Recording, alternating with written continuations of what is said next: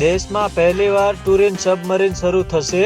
દરિયામાં 300 ફૂટ નીચેથી દ્વારકાના દર્શન કરી શકાશે। જી હા મિત્રો, ભગવાન શ્રી કૃષ્ણની સોનાની નગરી હજારો વર્ષ પહેલા સમુદ્રમાં ડૂબી ગઈ હતી અને આ સોનાની નગરીના દર્શન કરવા માટે ભક્તોને માત્ર એક સપનું જ રહી ગયું હતું, પરંતુ હવે તે ભક્તોનું સપનું પૂરું થશે। સમુદ્રમાં ડૂબી ગયેલી દ્વારકા નગરીના દર્શન થઈ શકશે, કારણ કે ગુજરાત સરકાર મૂળ દ્વારકાના દર્શન માટે હવે અરબી સમુદ્રમાં યાત્રી સબમરીન ચલાવવાની તૈયારીમાં છે। ગુજરાત સરકારે આ માટે ભારત સરકારની કંપની MOU પણ કરી દીધા છે અને આગામી જાન્યુઆરી મહિનામાં યોજાનારી વાઇબ્રન્ટ ગુજરાત સમિટીમાં આની સત્તાવાર જાહેરાત કરવામાં આવશે। કેન્દ્ર સરકાર અને દેશના ધાર્મિક સાંસ્કૃતિક પ્રશાસનને ઉત્તેજન આપવા માટે અનેક પ્રોજેક્ટ પર કામ કરી રહી છે, જેમાં દ્વારકામાં કોરિડોર હેઠળ મૂળ દ્વારકાના દર્શન માટે સબમરીન પ્રોજેક્ટ લાવવામાં આવ્યો છે।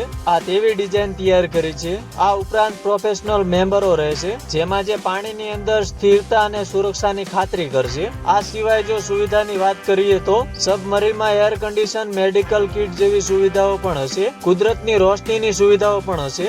આ કારણે યાત્રીઓને પાણીની નીચેના વાતાવરણને સંપૂર્ણ સ્વરૂપે સાથે જોવાની તક મળશે। મહત્વનું એ છે મિત્રો કે બેટ દ્વારકામાં જ અરબી સમુદ્રમાં દેશના પ્રથમ મોટા કેબલ બ્રિજનું પણ નિર્માણ કરવામાં આવી રહ્યું છે અને હાલ એવી સંભાવના પણ છે કે આ બંને પ્રોજેક્ટનું ઉદ્ઘાટન આવનારી જન્માષ્ટમીની આસપાસ કરવામાં આવશે। એટલે કે હવે કૃષ્ણની સોનાની દ્વારકા નગરીના દર્શન કરવાનું સપનું વહેલી તકે પૂર્ણ થઈ શકશે।